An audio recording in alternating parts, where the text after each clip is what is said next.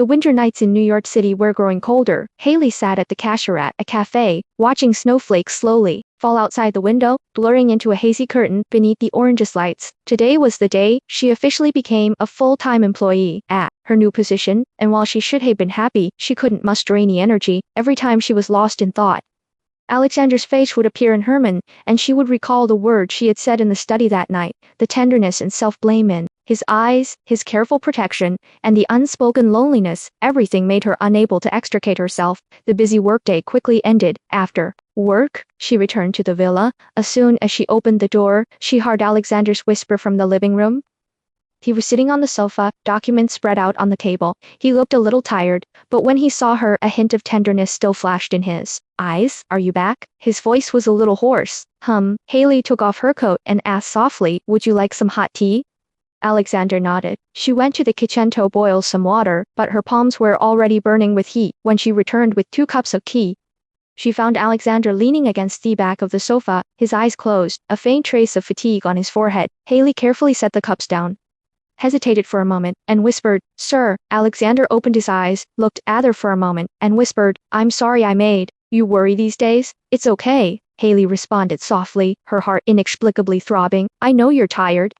He looked at her, his expression dazed for a moment. Sometimes I feel like I'm too dependent on you. These words made the air heavy and ambiguous. Haley subconsciously, her eyes, not daring to meet his gaze, but she could feel his gaze lingering on her face. The two of them were silent for a moment. Alexander suddenly stood up and walked to the window. He looked out at the snowy scene and said in a low voice, Haley, don't you think I'm too selfish? I pulled you into my world, but I gave you nothing in return. Haley walked over and stood beside him, her voice gentle. I never felt that you owed me anything. On the contrary, I have always been bothering you. Alexander chuckled softly and turned to look at her face. They were only an arm's length apart. At that moment, Haley could clearly hear her own heartbeat. Suddenly, Alexander reached out and gently grasped her wrist. His fingertips were warm and firm, his grip restrained, tinged with a hint of eagerness. Haley froze, her entire body enveloped by a powerful emotion. I always can't control myself, Alexander said hoarsely. Every time I'm close to you, my heart feels like a fire. Haley's face gradually turned red. She struggled a bit, but didn't really want to break free. She whispered, but I don't want to be just your shadow. Alexander paused and let her go. Suddenly, an invisible distance appeared between them. I'm sorry, he said softly. I just want to protect you so much, and I'm so afraid of losing you again. You're not wrong. I'm just too sensitive. Haley shook her head, fighting back tears. It's just that I'm really afraid that I'm just a replacement for the past. They both fell silent. Outside the window, the snow fell heavier and heavier. The night was gentle yet extremely cold. The next day, Haley was restless. She accidentally spilled coffee on a customer at work. Luckily, the customer didn't make things difficult for her, but she was still upset and blaming herself. During lunch break, Tina called. What's wrong with you? Your voice has been weak lately. Nothing, just some emotional troubles. Is it that Alexander? Tina hit the nail on the head. Haley smiled bitterly. I don't know what's between us. He's very good to me, but I feel like can never get into his heart. Tina's voice softened.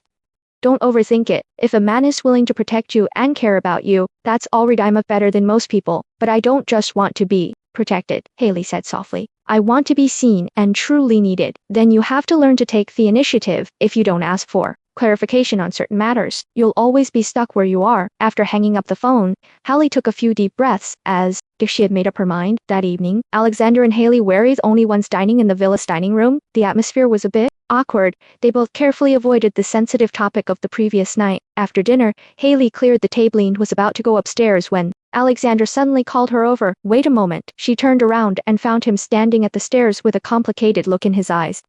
I know I've been conflicted lately, and maybe I've hurt you. His voice was hoarse, but I really care about you a lot.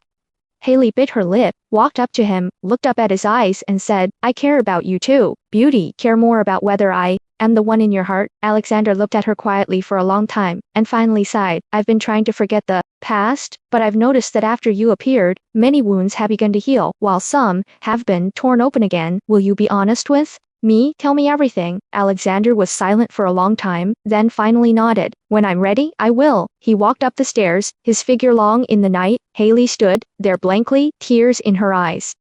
Late at night, Alexander sat in his study, repeatedly looking at an old photo on his phone. The woman in the photo had a gentle yet resolute smile. and her features bore a resemblance to Haley's. He sighed deeply, closed his phone, and closed his eyes. Meanwhile, Haley stood alone on the balcony, the night breeze ruffling her hair. She looked up at the starry sky, wondering, what did she really want? Was she willing to give everything for a vague love, or would she ultimately lose herself? She returned to her room and wrote a letter she never intended to send. Dear Alexander, thank you for showing me tenderness and for letting me understand loneliness, but I hope you seem not a shadow of the past. Perhaps only when we can face our inner selves can we truly embrace each other. She folded the letter and hid it deep in the drawer, feeling a little relieved. The next morning, someone rang the doorbell. Haley opened the door and found a strange young man in a suit and tie standing outside. Hello, I'm Brandon Scott, here to visit Mr. Volkov. He smiled gently, and his blue eyes showed confidence and enthusiasm. Haley was stunned. She had never imagined that a new storm was quietly approaching this winter. Please stay tuned for the next episode. See you there.